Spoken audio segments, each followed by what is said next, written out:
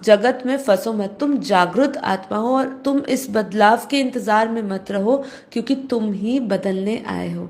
तो ये हमें निरंतर याद रहना चाहिए। जब जब आपको अपने इस जीवन में आपको दुख सताए, कष्ट सताए, आपके कर्म बंधन सामने आए, तो आपको ये याद आना चाहिए कि हम यहाँ पे एक दिव्य पर्पस के लिए, उद्देश्य के लिए भेजे गए हैं। तुम सृष्टि के नियमों में फंसने नहीं आए हो, तुम उन्हें फिर से लिखने आए हो। और ये माया की मैट्रिक्स है, लेकिन तुम्हारे भीतर है वो चेतना जो इससे ट्रांसेंड कर सकती है। तो यही आपका मोटिवेशन होना चाहिए रोज अपने नियत कर्म करने के लिए। और जब भी कोई ऐसी चीज़ें आए, उलझने आए, या जब आप ऐसी चीज़ों में फंसे, ठीक है, क्योंकि हम बार बार आशाओं निराशाओं में फंस जाते हैं, आशा रखते हैं तो निराशा हो जाती है, और फिर हम वापस इस माया में फंस जाते हैं, और ऐसा फंसते हैं कि हम उसमें से बाहर निकलने नहीं आ पाते हैं। तब हमें याद दिलाना पड़ेगा अपने आप को कि हम यहाँ पे लिखी लिखावट स्क्रिप्ट में नहीं चलने आए थे, हम अपनी फ्री विल यूज़ करके यहाँ से निकलने आए थे और निकालने आए थे लोगों को।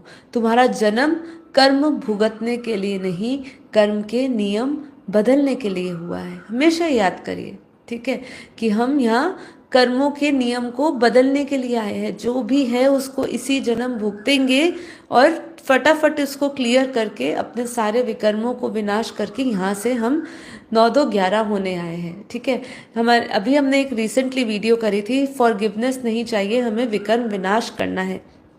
कई लोगों के उसमें अच्छे बुरे सभी कमेंट्स आए हैं, जिसमें कई लोग कहते हैं कि ये क्या बकवास है।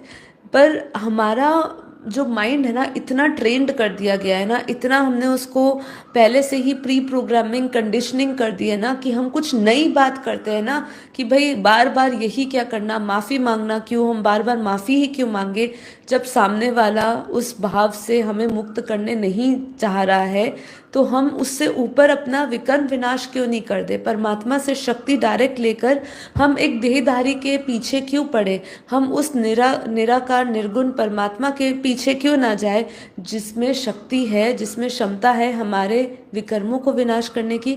तो बात यही है, हम प्री कंडीशनड चीज़ों में ही जी रहे हैं। तो हम यही सोचते हैं कि हम कर्म भुगतने आए हैं, उसके लिए हम बहुत सारी चीज़ें सीख लेते हैं, लेकिन वास्तव तो यह है कि आप अपने कर्म के नियम बदलने के लिए हुए हो यहाँ पे। आपने हमने लास्ट एपिसोड ये भी हमने किया था कि कर्म बड़ा या भाग्य बड़ा, इसमें भी हमने समझा था कि हम अपने प्रारब्ध को बदल सकते हैं। कैसे बदल सकते हैं, उस वीडियो को पूरा देखिएगा। जो इससे पहले का एपिसोड हमारा फ्राइडे हुआ था, उसको ज़रूर देखिएगा।